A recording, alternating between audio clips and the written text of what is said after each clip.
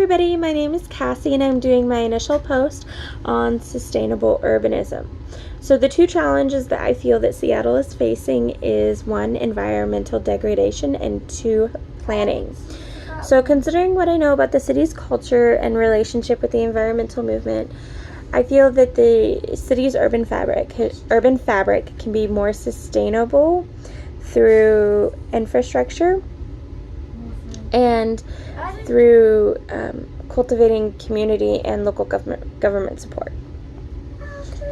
So the reason I said these two is because I believe that city design plays a big part in environmental degradation in urban areas.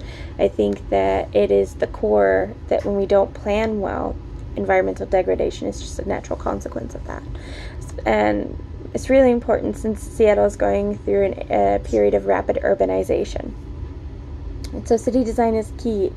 I also think in terms of planning and infrastructure, there should be, with an increased amount of people moving to the cities, you also have an increased amount of cost of living, of people not being able to afford. Public transportation is going up through the roof, and things along that line. It creates a whole bunch of negative consequences. So the city should plan in mind already for that, or be prepared for that in and of itself. I also want to bring up in a previous post or previous reflection, I commented and I suggested remote working or working remotely and encouraging businesses to have skeleton crews inside their offices while the remainder of their workers are at home working. This does a couple of things. It lowers gridlock time. It lowers the amount of time spent in a gridlock, if not eliminates completely, lowers greenhouse gases, but also in terms of for everybody moving in, it also helps to kind of keep a cap on the market without actually putting a cap on the market.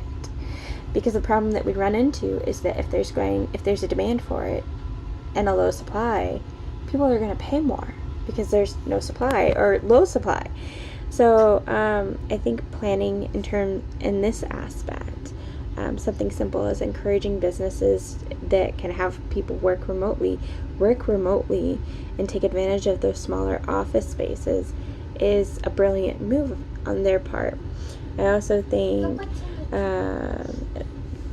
correct city planning, such as having Seattle's implementing a right outside the city 34 acres of urban farming in order to reduce greenhouse gas emissions, also encourage sustainably grown products. The area itself wasn't really doing anything, so they're just taking it and cultivating it and nourishing it, and I think that plays a big part. Also, their air quality will improve. I also think in terms of infrastructure and planning that they need to look at their energy resources as well. Just a part of that. More green, more solar energy. I did some research, and one solar panel equates to 1,000 trees planted annually for the improvement in air quality, which is pretty amazing and very helpful when your city is growing as fast as Seattle is. So that is my 2 cents. Thank you for listening, and I look forward to any comments.